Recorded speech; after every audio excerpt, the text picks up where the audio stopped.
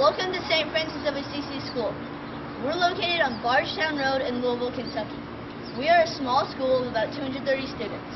Although we are a small school, we feel that we have a big heart.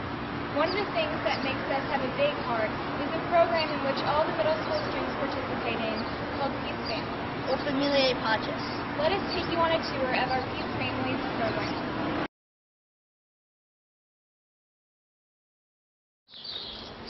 I think that compassion is trying to help other people as much as you can without really worrying about where you're comfortable at, just worrying where they're comfortable at and how much you can help them, and trying to understand them as much as you can so that you don't really get out of anybody's comfort zone too much, but it is good to get out of your comfort zone to help people. Basically, to me, compassion is a transfer of bad energy from one person to another, meaning that every time someone tells their story to another person, then their energy is higher. So basically, they feel that someone else knows what's happening to them and that can actually relate. And compassion is like trying to understand someone's well-being and trying to make their situation better in life and not worrying about yourself too much as you're worrying about someone else. So compassion is basically understanding and trying to heal the pain of others. To me, compassion is helping others with their problems and difficulties in life, and not just seeing them and walking by and just hoping that that doesn't happen to you, but actually taking action and helping them. Compassion is being able to see someone and knowing that you need to help them and you want to help them because they are suffering.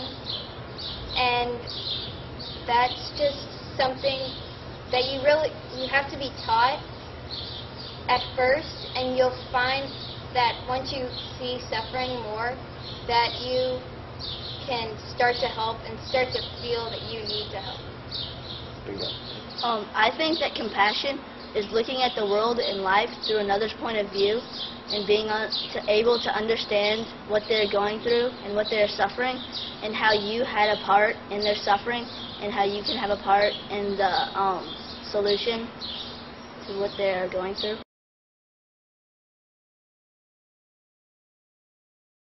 Listening to me is being able to hear and understand the message that someone is trying to get across to you. To me, listening is taking in and understanding what others are trying to say to you, and also responding to what they're talking about.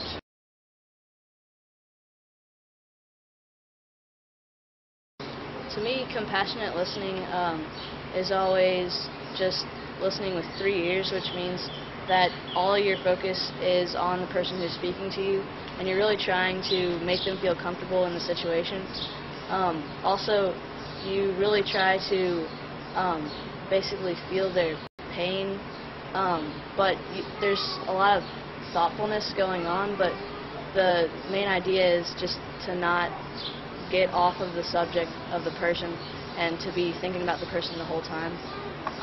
It's really an emotional experience because you really should be feeling the pain that the other person is sharing, and you also just really try to make the person feel like they're wanted and like you know what they're talking about at all times. I know there are many kinds of listening, such as absent listening and listening only to respond, but I think the most important listening is listening with the heart, or compassionate listening. It's when there's a safe environment for someone to speak out about their sufferings and what they've been through, and where people can respond from the bottom of their hearts and being able to know how they had a part in the suffering and how they can do something about it.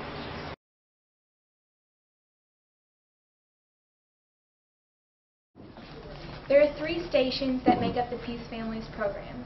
They are service, mindful interconnections, and compassionate listening. This is the science room. Here, the compassionate listening station takes place. This is a safe environment in which a speaker who has suffered or helped alleviate suffering can come share their emotions and experiences with our Peace family. When I am here listening to a speaker, I can try to walk in their shoes in time of suffering. We then ask questions to further our knowledge of their suffering. We find out how we participated in their suffering and how we can participate in the solutions to their suffering.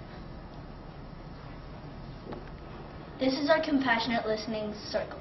Here, the speaker tells their story and we reflect on what they've said. As you can tell, all of the students are actively listening. All of their body is showing that this is a safe place to share your story.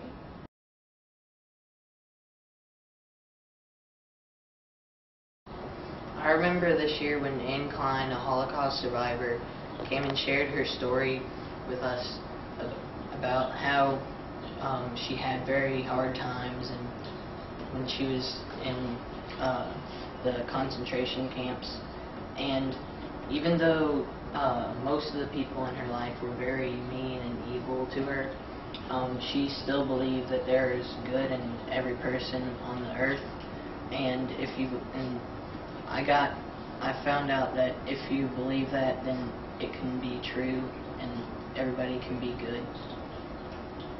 A homeless man came to talk to us, and he shared stories about his life. At times I felt like I wanted to cry because his life sounded so miserable. After that, I really wanted to make a difference in the world somehow, and God changed. I remember when a man named Jonathan from a country in Africa called Sudan came in and talked to us about a genocide taking place there that he was a victim of. He had to run from his enemies who were wielding fearsome weapons who tried to kill him and his family. And he never gave up hope, so I learned that optimism is a very good tool in times of oppression.